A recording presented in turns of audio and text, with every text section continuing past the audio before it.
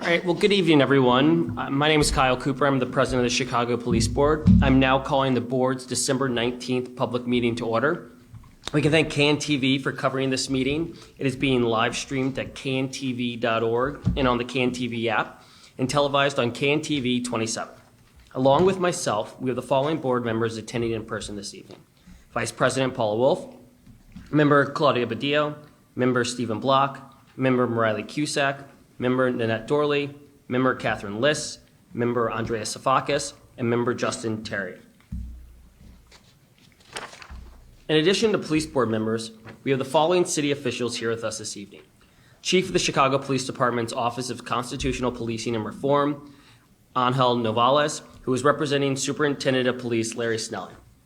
We also have the Chief Administrator of the Civilian Office of Police Accountability, Ms. Andrea Kirsten, the Deputy Inspector General of Public Safety, Ms. Deborah Richardson, Commander Levester Denham of CPD's Bureau of Internal Affairs, who's representing Chief Yolanda Talley, General Counsels of the Superintendent Scott Spears, and Police Board Executive Director Max Caproni.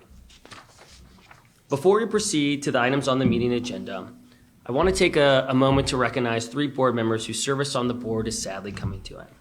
Vice President Paula Wolf, who's been on the board since 2018, Member Mariley Cusack, who joined the board in 2021, and Member Nanette Dorley, who also joined the board in 2021.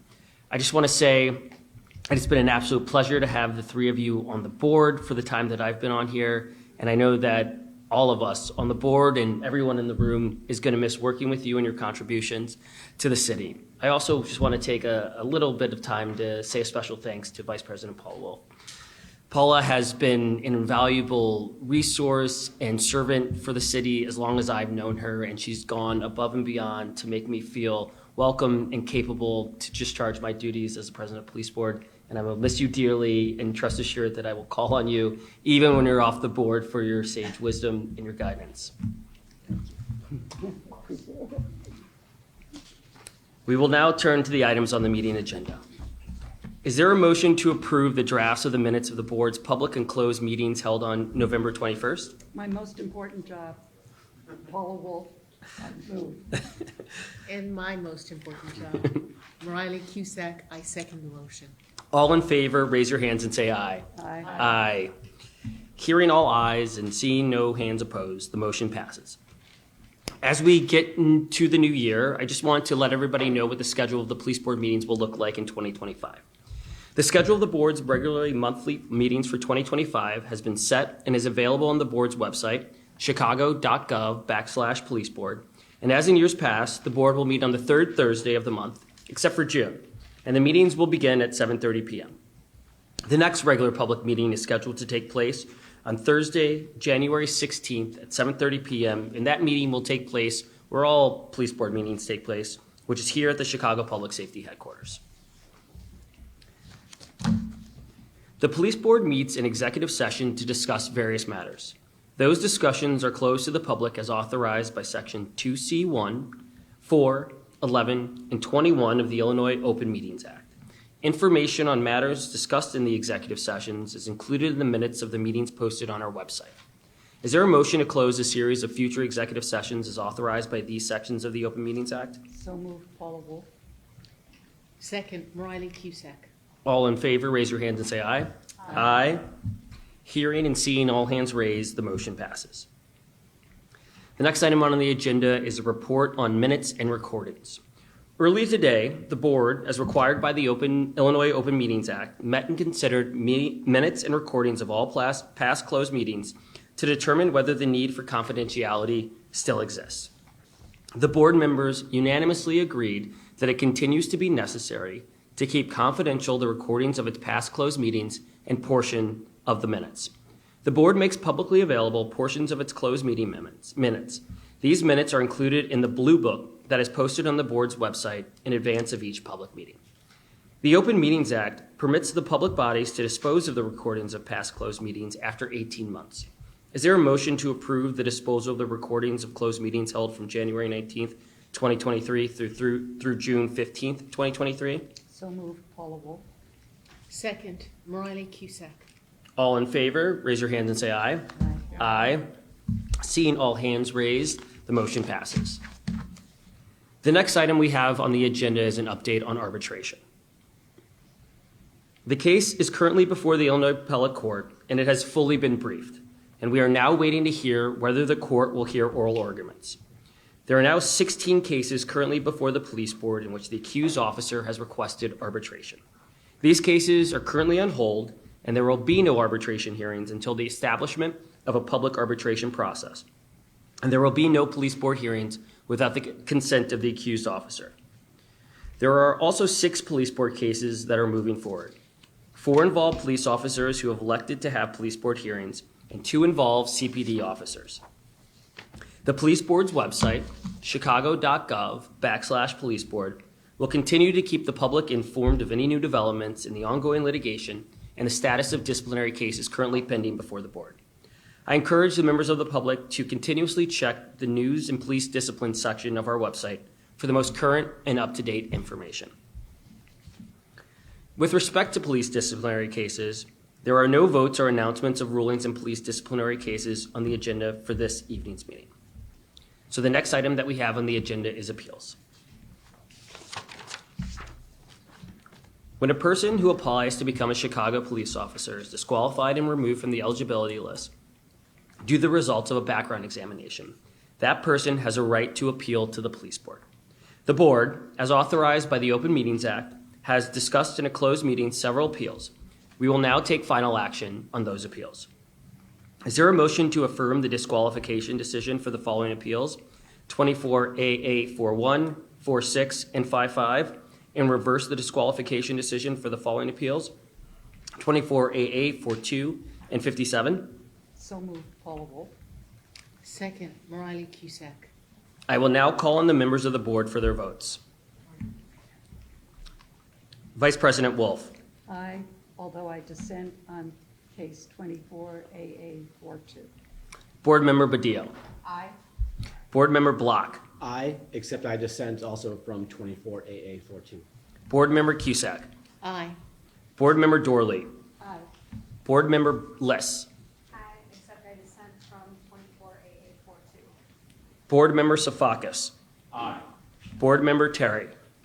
Aye, except I dissent from 24AA42. I also vote in favor of the motion, and therefore the motion passes. The written decisions of these appeals will be entered as of today's date, sent to the parties, and promptly posted on the board's website. The next update that I would like to share with members of the public and those watching on TV is that last week I appeared before the Commission on Public Safety and presented the police board's goals for the 25 calendar year.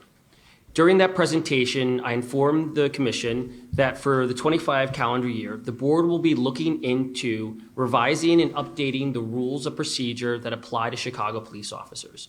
Those rules have not been updated or amended for some time, and these updates are designed to bring the rules and regulations into the 21st century. You'll hear more about our plan to go about the process of updating these rules and regulations at the January police board meeting. At this time, I would like to call on Chief Navalis to give the superintendent's report.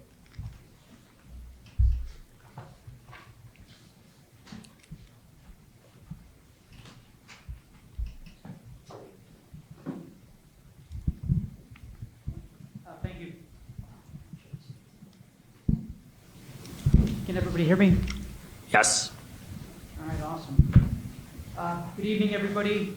First of all, thank you to the board for allowing me to be here in the stead of Superintendent Mike Snelling.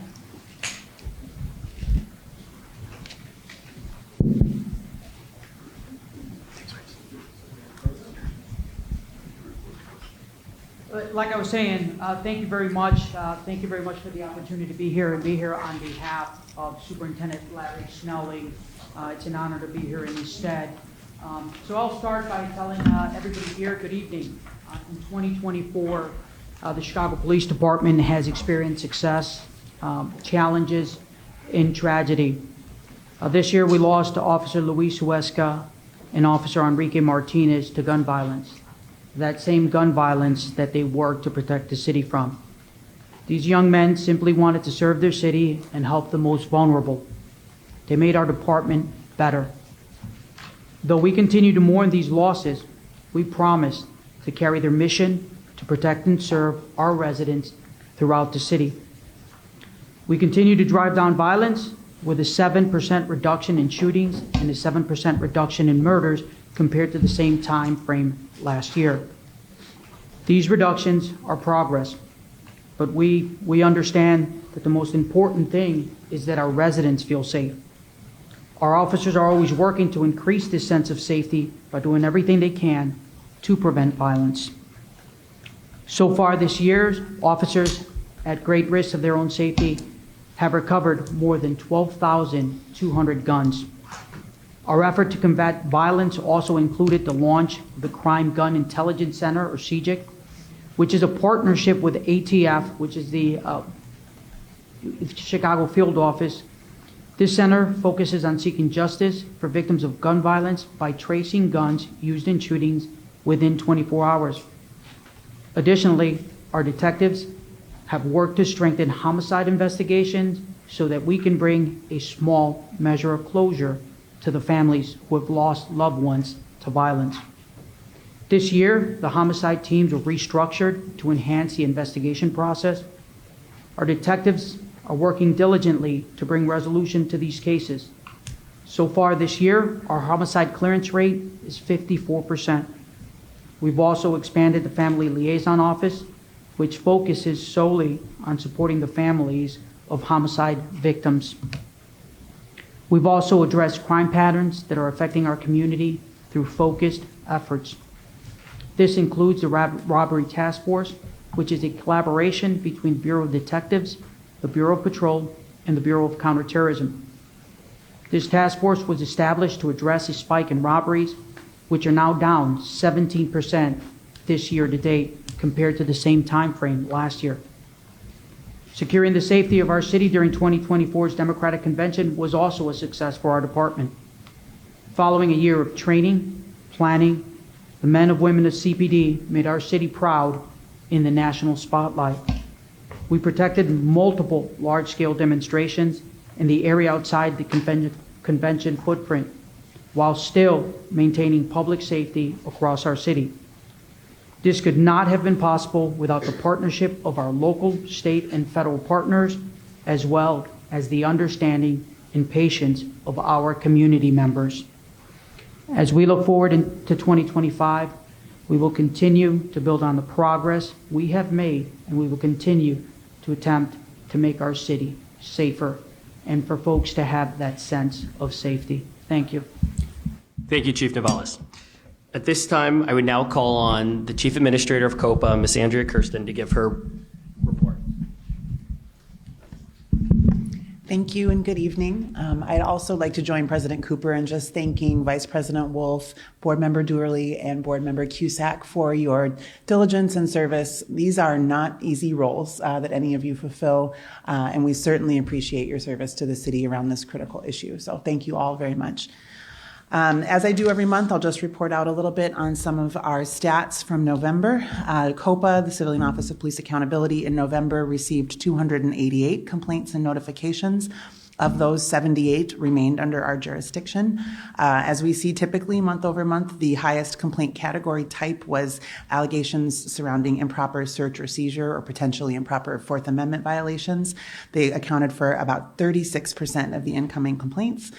We also had 4 officer-involved shooting notifications, and we concluded 66 total cases with a sustained case rate of around 37%.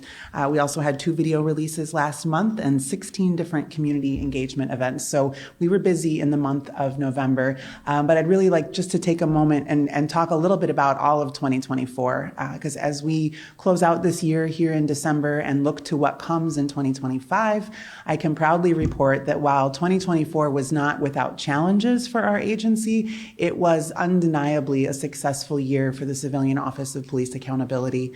Having reduced our caseload to under 600 cases early in 2024 and have retained that low caseload this entire year, a historically low caseload for our agency, in fact. We also were able to dramatically reduce the number of individual cases assigned to each investigator. In 2023, we had approximately an average of over 30, close to 38 cases assigned to each investigator. And now in 2024, our average caseload per investigator is 10 cases. We also, last year, were closing less than half of our cases in under 6 months. And this year, at this time, nearly 70% of our cases are being concluded within 6 months. We also have only around 30 current open cases that are over 18 months old.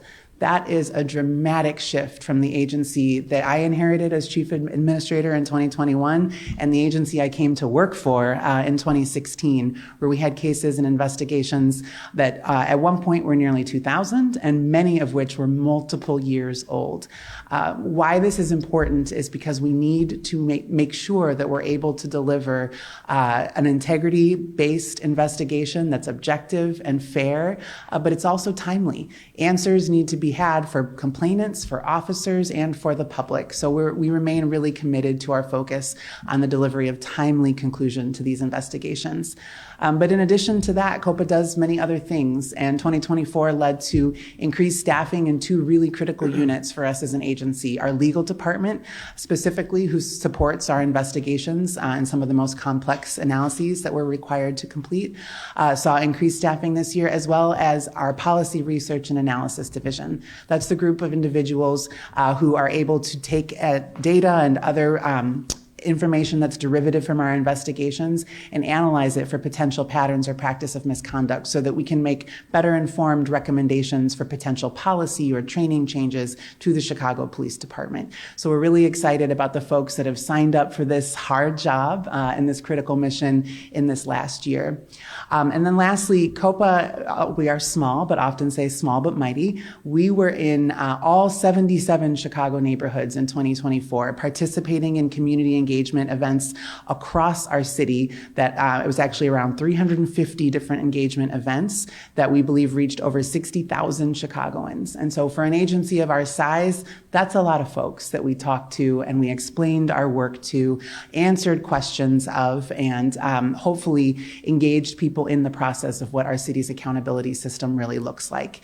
So all of those things make me tremendously proud as the chief administrator of this agency and excited about what we will be looking to accomplish together in our broader system of public safety in Chicago in 2025. So thank you. Thank you, Chief Administrator Kirstead. At this time, I now call on Deputy Inspector General Public Safety, Ms. Tabara Richardson, who will now speak about the Office of Inspector General Public Safety's 2025 outlook on police oversight and accountability. Good evening, everybody. My name is Tabara Richardson. I serve as the Deputy Inspector General for Public Safety for the City of Chicago Office of Inspector General, where the Inspector General is Deborah Witzberg. As a brief refresher, the Office of Inspector General is a nonpartisan, independent oversight agency that works to make city government better. And we do that in a number of ways. We conduct investigations, we conduct audits and programmatic reviews. And we also have a number of data dashboards where we provide data about the city for transparency's sake, to include data with regards to our public safety entities. So you can look at information about CPD members, 911 response calls, arrests, investigatory stops, and more. I mentioned that OIG is independent, and we are not just independent because I said so, but in fact, we are required to operate independent from the city. So structurally, the OIG is independent. The Inspector General is nominated by the mayor, confirmed by City Council, with a term of 4 years and a 2-term limit. The Inspector General can only be removed for a cause. Additionally, the OIG can't be starved out. Our budget is 0.14% of the city's overall budget. We also operate independently. We conduct our work at our own discretion. And so that doesn't mean that, for example, BIA or COPA could not refer work to the OIG, work that either entity may think that OIG is better equipped to do. And so now I'm going to shift gears to specifically talk about the public safety section. The public safety section is the newest section within the Office of Inspector General, created in 2016 by City Council with funding that began in 2017. We had our first Deputy Inspector General for Public Safety in April of 2017. The public safety section ensures that there are dedicated resources within the Office of Inspector General for public safety, accountability, and oversight. We do that in a number of ways. So one way is that we review individual closed disciplinary investigations conducted by COPA and BIA. If we see deficiencies, material deficiencies, or deficiencies that materially affect the outcome, then we send recommendations to reopen to the respective entity for them to correct those deficiencies or address those deficiencies. Now, why I am speaking with you this evening, another part of our work is that we conduct programmatic inquiries and reviews of the Chicago Police Department and the Police Accountability Agency. So we're talking about BIA, COPA, the police board. Will re-examine the policies, practices, and operations of those entities. How do we decide what to do? Now, that's why I'm calling on you. This year, we've participated in a number of community outreach events to include farmers markets, National Night Out, our own OIG listening tours, and we received feedback from numerous community members. Additionally, we have an intake function, and we pay attention to concerns that are expressed through our intake function, and if we are able to address those through our programmatic reviews, we do that also. We've put together our 2025 annual outlook, and we have 3 priority areas. Those include CPD operations, discipline and accountability, and constitutional policing. And so we have either new topics based off of the feedback we've received from community members, or we have topics that have carried over from prior years that we haven't had the capacity to launch yet. And so what we're asking is that it takes about 10 minutes that you all would go to igchicago.org. If you look at the top right side, you're going to see where it says 2025 annual plan. When you click there, there's going to be a survey where all of the topics are laid out. You can read the full outlook where you can get more detailed descriptions of what each inquiry might entail. Otherwise, if you just want to do the survey and you hover over the question mark, it'll give you a 1-sentence description for each of the proposed topics.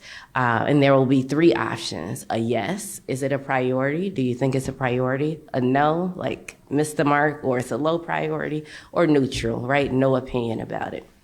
There's also a comment box where if you think like, maybe some of those are good, or maybe we just missed the mark, but you have your own ideas about topics that you think need to be addressed, that is where you will put them.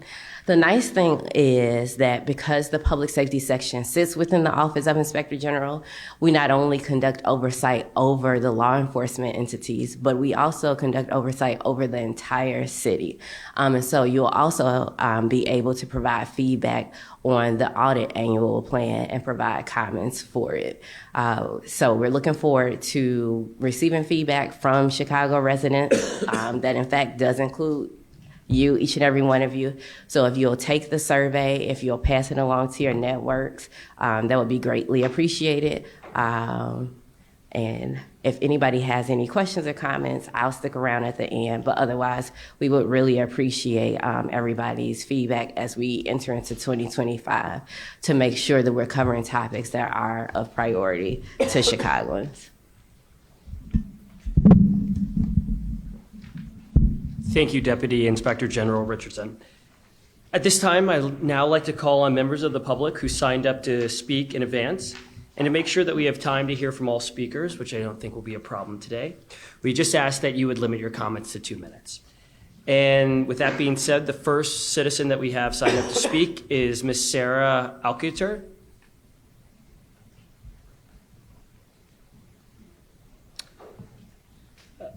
Sarah here?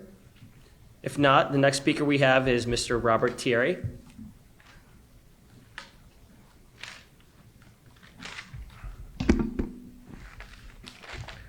Hello, again. First of all, I want to thank God and give him praise for the gift of life. And I want to thank you all for this opportunity to speak again. October 7th, 2024, the execution of my two friends, Paul Williams and David Swick, was a crime against humanity. It was a half a block away from St. Rita High School. I have a right to protest, so I did. On November 14th, I was attacked by the owner of the J.J. Fish at 7828 Southwestern. I have the video. He made a false police report on me saying that I assaulted 3 people. On November 21st, I was here for your last meeting. November 22nd, a police report was made with simple battery. After I gave the officer my ID, that clearly says I'm disabled. Okay. So on December 26th, I was able to finally talk to Detective Macouzis, who was not available until then. I told him I'm a victim of an aggravated battery, and I requested him to look at the video footage at Nikki's 7829 Southwestern. He said, I will look at the video and decide whether you are a victim or not. He said I was taking food out of the family members of the owner by protesting. He called me, he said I was harassing him. I said I was protesting because Paul Williams and David Swick can't eat Thanksgiving now because they're dead. He said he would call me back Saturday. He never called. On December 3rd, I called him and sent him my video footage on my cell phone. And again, asked him to look at the video footage at Nikki's. He told me just have the owner email it to him. He knows that's not the procedure. Instead, he went and talked to the owner of J.J. Fish. And on December 6th, Detective Macouzis called me and told me, the owner of J.J. Fish wants to make amends with you. Go talk to him. I said, no, I want to press charges and I want to order of protection. He said, if I don't drop the charges against the owner of J.J. Fish, he said he's going to arrest me for harassing the owner of J.J. Fish. Then he hung up the phone on me. Detective Macouzis displays a lack of sympathy for a disabled person that was attacked and a lack of empathy for the 2 men that were executed because they were homeless. Please help me to get justice in this matter. It's been a month now. I was here last month, and nothing's been done. Thank you. Thank you, Mr. Thierry. And I'm sure if you stick around afterwards, somebody will be happy to speak with you. The next speaker who signed up is Ms. Scarlett Johnson.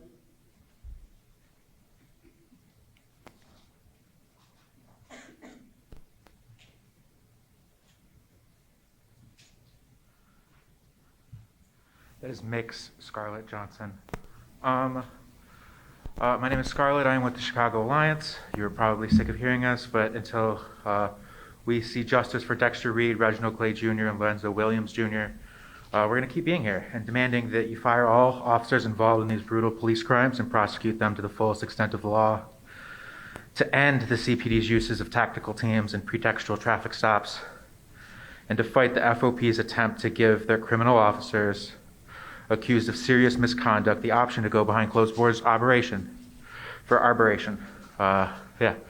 We demand justice for Dexter Reed, Reginald Clay Jr., and Lorenzo Williams Jr., and we're going to keep being here demanding it until we get it. Thank you. The next speaker is Pastor Doyle. For the record, D-O-Y-L-E, this land is your land as a Marine Corps veteran, R. Watton, pastor and United States Marine Corps veteran. So, You're welcome. So, I get my manners from my mother. The reason why I start with my mother is, again, tomorrow will make 3 months since my mother, who was a virgin when she was married, April 18th, 1965, in Fort Lauderdale, Florida, because her father enforced values. So it is, again, Black women who will be the focus of my minutes. So what I asked Chief Novalis, whose birthday is the 18th of January, I know that because he told me, and I am the 20th of January. My original birth certificate that I found in my mother's belongings that I never knew existed until after she passed on September 20th, 2023. Also, my biracial son, whose mother is Mexican. Again, new to some, old to others. I became a widower due to breast cancer on December 24th, 2000. The Marine Corps man in that picture is the boy who does not remember his mother. Again, the book Black Pain that I introduced a few meetings ago is the book that I really, really needed on Christmas Day 2000 when I was 30, mad at God and thought about committing suicide. I bring that up not for emphasis, but the reality, because Black pain is real. It is the holidays, and a lot of people go through things, and you never know unless you ask them. So, with that being said, it is Officer Thomas Rapp, RAAP, who I support wholeheartedly, whom I'm hoping you all will reverse your decision with regard to firing him. Because again, not for emphasis, but for fact, he helped save Officer Ella Graces French's life. And the way that we are treating him is absurd. 2, as a United States Marine Corps veteran, I am glad to see you, because I'd like to introduce an investigation against who look like me. Sandra Wortham, you're not writing this down because I'm as real as this Marine could get. Sandra Wortham, for claiming that I harassed her at a CCSPA meeting for asking her to read my birth certificate. 2, a biracial CCSPA counselor of the 22nd District. I've mentioned her name at multiple meetings, and those two are in cahoots. Again, I'm a Marine Corps veteran whose integrity will not be impugned by someone who looks like me. I'm saying that to you, Deputy Investigator, because you're not writing it down. I'll watch the recording to make sure Yeah. I get it. Okay, finally, with regard to the third individual who kept ignoring my requests for an investigation because he oversees the three, meaning COPA, and the other two, Anthony Driver. Because, again, Attorney Scott, with regard to, I am quite clear that my integrity will not be impugned because we ignore the fact that both Officer Huesca and Officer Martinez was killed by 2 African-American miscreants whose mothers deserved counseling. See, again, what we don't do as Black people is take accountability for the murders that we create, for the triggers we pull, because we say Black life matters and they don't matter. Thank you, to Pastor. us. Again, at the end of the day, let's not walk out of this room, pass cookies, and not tell the truth. Officer Huesca deserves to be alive. Officer Martinez deserves to be alive. And this African-American Marine Corps veteran will not be silenced about the truth because 1, 2, 3, I don't know the other races, but I see 3 who look like me. It's time for us to start telling the truth about how we are overwhelmingly pulling the triggers. That is my comment. The next speaker who signed up is David Lincoln. How y'all doing? First of all, I would like to say this. I appreciate this moment. My name is David Lincoln. I'm a torture survivor. Also, I'm a part of CPAC and CPIS. And I'm also a part of all political prisoners. First and foremost, I would like to piggyback on this brother here. Black lives do matter. Black lives matter because they're killing all us. They're killing all blacks, the police. Black lives matter. Every lives matter, but black lives matter. They're killing us. That's why we say black lives matter. Everybody get the wrong concept about black lives matter. Black lives matter because they're killing us. They've been killing us for 400-something years. Let's get that understood.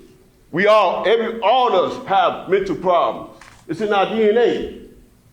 What we've been through, what our ancestors have been through. I say that to say this.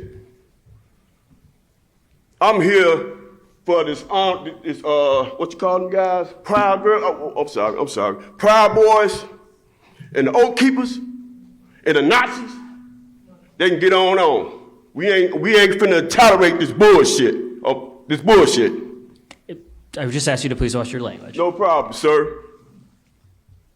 This been going on for years in the city of Chicago. Can't nobody tell me about police, city of Chicago policemen. I was born and raised in this city.